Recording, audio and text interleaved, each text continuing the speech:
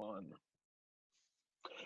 Hey everybody, welcome to what we are calling tentatively the Refined Roundtable. This is 10 to 15 minutes of escapism content for you. We know there's a ton of serious and super important stuff going on right now in the world.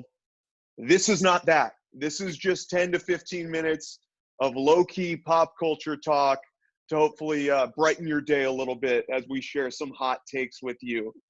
Joining us, as always, she is the managing editor of SeattleRefined.com. What's up, Britt Thorson?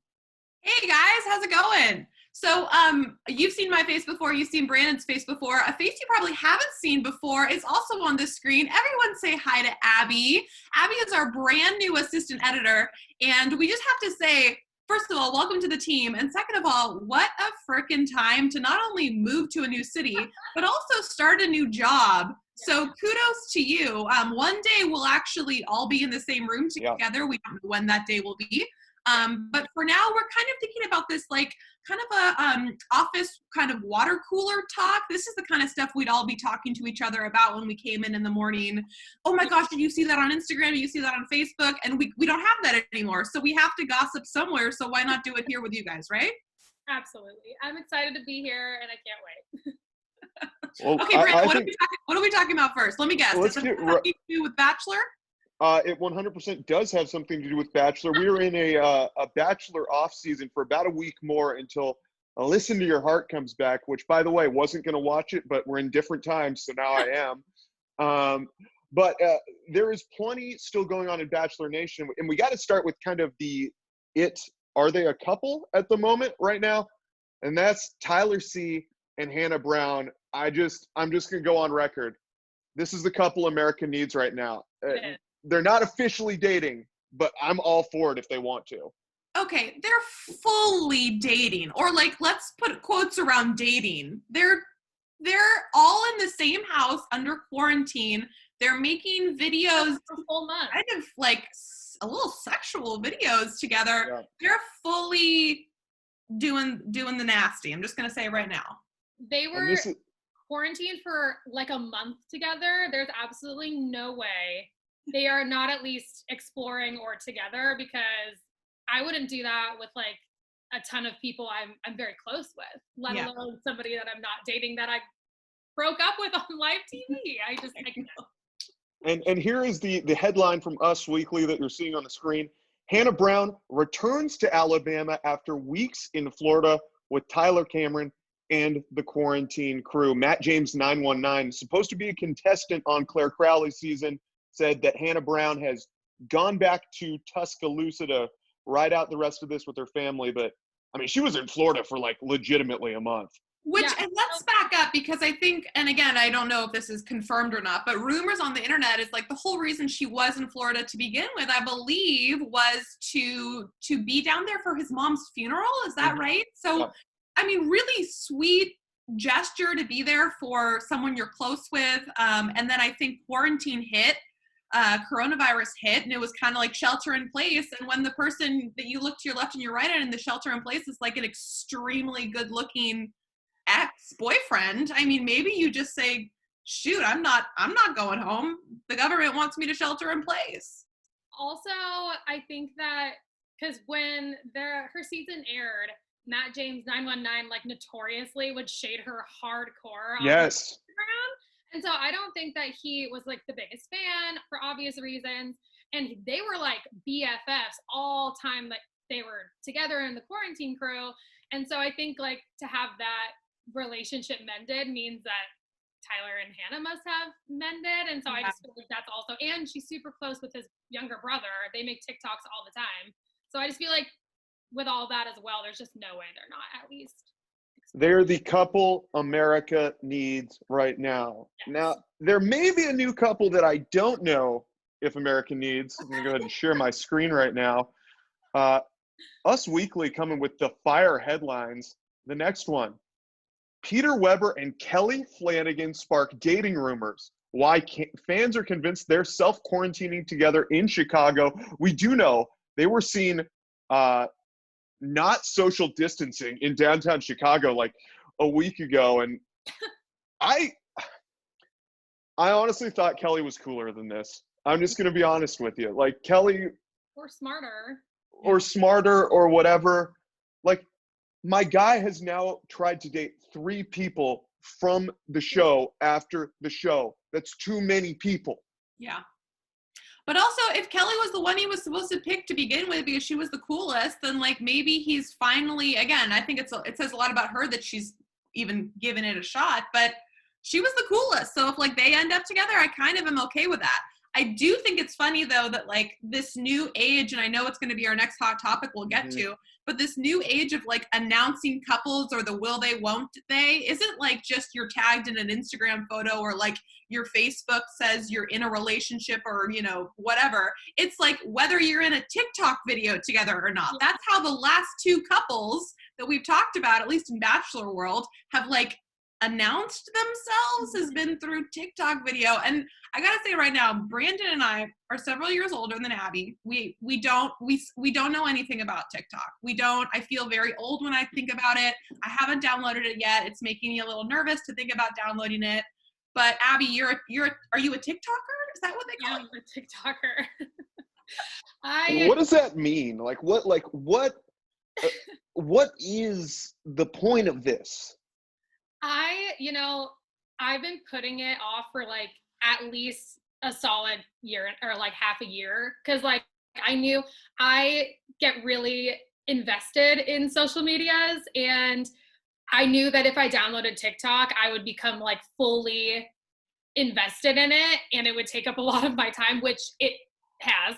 And so I downloaded it actually. I didn't even download the app because you can have it and not make an account so you can watch everything. Okay. But when you start making the videos, it's when it like becomes a full-on job almost. And so I downloaded it in January, and since then I've just become, I've slowly, gradually like become more of a TikToker. So I started just making like funny videos, and then I started doing the dances.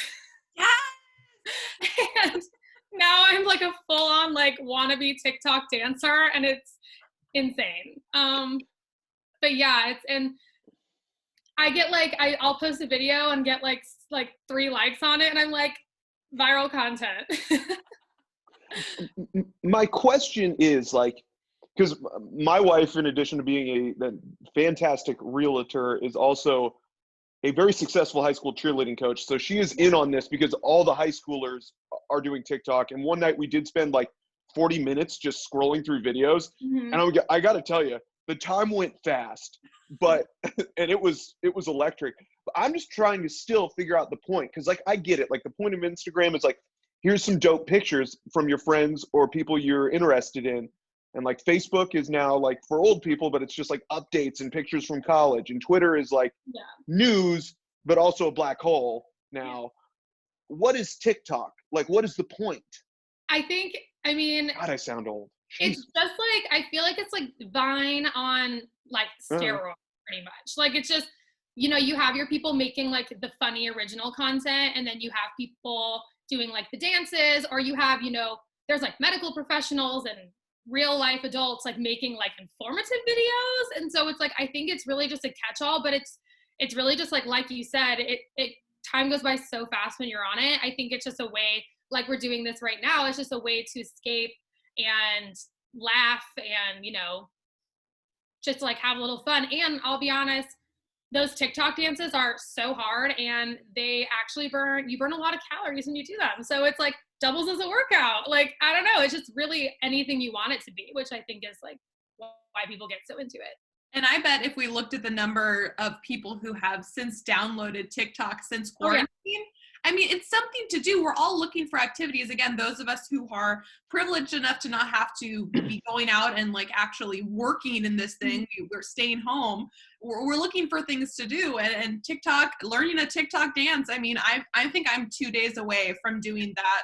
I'm a savage dance. Like it's just 2 days away. When I first got, when all this work from home stuff started and I was really just in my house a lot, I think I learned my TikTok dance knowledge went from like 2 to at least 13 like in a week. And I was like, I just have all these dances in my head now. But yeah, it's wild. It's a wild place. Yeah, I'm like, let's be real. I'm probably gonna download it at some point. Like, I'm Should. just gonna be late to the party. But So fun. dancing, I don't know. I don't know if that's my thing. I don't know if I've got the rhythm. I don't Let's have move on. Let's move on. We've got another hot topic. This one really swept the office and made the rounds, and I could not be more excited. Christopher Meloni, aka Elliot Stabler, returning to television in a new series. Apparently, he is playing the head of the organized crime division at the NYPD, which means at some point we're getting an SVU reunion, and I could not be more amped. Oh, crossovers all the time. There's absolutely no way they're not going to do it. I cannot wait. I literally was sitting, and someone said this out loud. I was sitting in the same room. Someone said this out loud to me, and I screamed. I actually made an audible, loud noise, and then I was like, I need to send this to at least 5 people. I've got at least 5 friends who are obsessed with Law & Order SVU, myself included. I've seen every single episode multiple times, and it always really bugged me that this is this partnership that's supposed to be so close, and they're best friends, and they've been through all this stuff together, and then when he leaves, we just never hear about him again. Like, I still watch the seasons after that.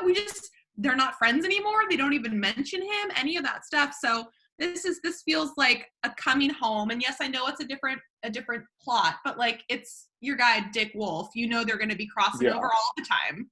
So they did crossovers when they had all those Chicago shows. So I feel like we're definitely going to get a lot of crossover. The one thing I did think, though, and just tell me if I'm crazy right now, what if they're doing this because Mariska wants to retire, and they know that they need someone to come back? Mariska does not want to retire. Like, let's be real. She is Olivia Benson. Yeah. And also, those residual checks are just like cash in. She's like to what she is to Law and Order in those crime shows is like what Ellen Pompeo is to Grey's Anatomy. Like, it's never going to end unless she wants it to end. Yeah. And why would you want something that's so successful that'll just, you rake in that money? I hope you guys are right, because I'm going to be crushed. That's a good theory, though. You never know. Crushed. No. See, this is, let's think about this. It's not like Christopher Meloni had a lot going on. Like, he wasn't exactly a stalwart in movies or television. He was like a working actor. He was getting it done. He was on some series. He wasn't like ripping. So you know what you got to do? Go back to the well with Stabler. Yeah. It's going to look exactly the same as Law and Order too. It's not going to be. I'm just so happy. It really gives me comfort in these uncertain times. Yes. It's good to know he's going to be back on the case. Yeah. All right. I want to move on now to our final hot topic before we get to some quick streaming recommendations. This was the most electrifying video on the internet yesterday. It's from Ina Garten, who is a lovely chef, and she's making a cosmopolitan. We're just going to we're going to watch this for a minute. Ina, if you've never seen The Barefoot Contessa, it is like the most cathartic show ever. She's just up in the Hamptons making delicious pot roast and things. For her and husband, here she is. Oh yeah, for Jeffrey. In her garden, and just, living her best life. She always has the finest ingredients, and it's no different here as she mixes up a cosmopolitan that most folks can mix up in their home, and pretty sure that's a full bottle of vodka. This is the 2020 version of the Sarah Lee Vine where she's like, and two shots of vodka, and she just pours in like a whole thing of vodka. Like, this is that for 2020. I'm electrified. She's still going.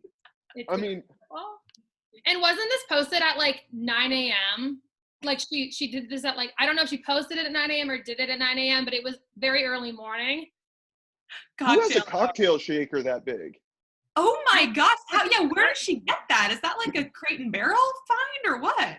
She definitely has all the things though. Like, I mean, her quarantine has got to be the best quarantine ever, because she's just like literally on her estate in the Hamptons, just hanging. And I mean, honestly, this is the most like, and what's funny is that I feel like on her show, I've been watching her show since I was like 6. And on her show, I feel like you see her as like, like she's funny.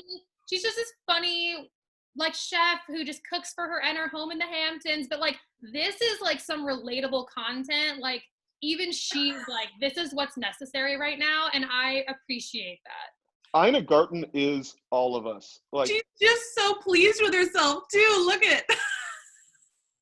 I mean, I can't get enough. Oh yeah, And like, she's delicious. Ina Garten, just the MVP of this week in quarantine, week number whatever.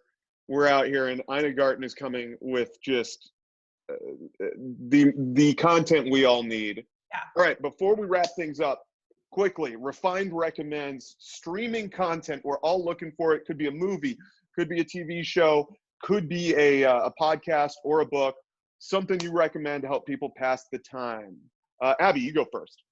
So I'm TV all the time. I binge like no one's business. And so I recently, and I'm a big Game of Thrones person, or was, whatever we say now. And so I was watching, I watched The Witcher on Netflix, and then His Dark Materials on HBO. And I feel like if you love Game of Thrones and the fantasy sci-fi, people should watch both of those. They're both just one season, so you can pretty much get through it in a day if you want.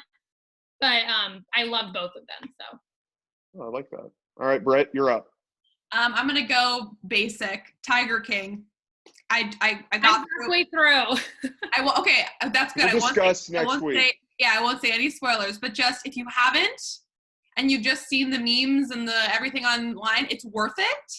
And your mind will be blown that these humans like this exist, and this is all not real life and not scripted. That's all I'll say. Every episode gets progressively more insane, and I didn't think that was possible, and so I'm just pumped to finish. I was trying to explain it to my mom, and I got halfway through explaining what it was, and she was like, "Oh my gosh, what country is this?" And I was like, "Florida." All right, I have got one because I am an old sports guy and I'm missing live sports right now. It's called Formula One Drive to Survive. It is on Netflix, and I know what you're thinking, right? Which is you may not be a car racing fan. I'm not really either, but this show is unreal. It is like the equivalent of if they did Hard Knocks throughout the entire season. They follow all these different Formula One teams. There's all sorts of politics and inner workings and drivers switching teams, tons of money involved. It's shot beautifully, and they travel all over the world. You do not have to like racing to like this show, though it'll probably make you like racing. It's just a bunch of good-looking people racing cars at 300 miles an hour. And I can tell you that my wife and my sister-in-law, I had to push them. I was like, you guys will like this show. 2 episodes in, they were hooked. There's 2 seasons, 30 to 40 minutes. It is worth your time. And This is Netflix. And it is, especially right now, you're looking for a new show, you're looking for a little something different, give it a chance. The first episode's a little bit more about the inner workings, mechanics of how Formula One works. Once they go, it's basically just all meeting these people. And I could not recommend it anymore. I've gotten a lot of people stoked on it. So that is my pick. All right, quickly before we go, guys, anything to plug? My first story for Seattle Refined went up yesterday. It's about Savor Seattle's new Pike Place box. Apparently they're sold out this week now, but you can pre-order for next week, so you can check that out. It's pretty cool. As you guys probably can imagine, Pike Place Market is, ghost town right now, like everything else is. Vendors there are really struggling because they rely heavily on foot traffic. And so Savor Seattle, which is usually a food tour company, they decided to basically use different vendors to put together a box that is essentially Pike Place Market in a box, and then you can sign up and you can deliver it. You can get it, come pick it up, deliver it, and it's a way to kind of obviously not only help the Pike Place Market vendors, but also get some fresh food, get really cool, veggies, and they have a fresh flower bouquet, which we know the market is always known for, included in every box and all that stuff. So it's really great. And yes, they're sold out this week, but every Wednesday they drop a new box. So you can get in line for next week too. Pretty cool. That is awesome. TV show airs every day at 3 on Como, unless we get bumped for a press conference, which has happened a lot recently. But we've been turning out a lot of awesome content. John Prentice does the most amazing how-to videos. He did a hilarious 80s style how-to wash your car video. Malia Karlinski, our DIY queen, has a DIY on how to make hand sanitizer at home, which is certainly important right now. And I went down to Canlis the first day they launched their drive-through and did kind of a behind the scenes. No drive-through anymore. Now they're strictly doing home meal delivery, which the home meals look amazing. So go to the Canlis website, check that out. And then I have a cool new series coming up. I think we start next week. That is called Cooking In, where I asked all my chef friends to give me a recipe that you can make from home. So we're going to be doing that next week, starting with pizza, and those recipes are going to be available online, and I think it should be pretty cool. So a little cooking to help you get through your quarantine. All right, guys. I hope everyone leaves quarantine a better chef. We all. Yeah, obviously. I could use that. And also with the quarantine 15, which is going to be a thing. Let's be honest. Yeah, it's probably going to. I know I've been cooking a lot and eating a lot. So you know what? Whatever. We're just embrace it. Do what you got to do to make it through, everyone. Show enough. All right, guys. This has been the first refined roundtable or whatever. I don't know. We may come up with another name. If you've got a name, like hit the comments and just throw us one. But we're going to try to do this every Tuesday and Thursday just to give you guys a little escapism content. If there's any hot topics you want us to talk about, let us know. And if not, then we will see you back here next week. Thanks, guys. Bye. Stay safe.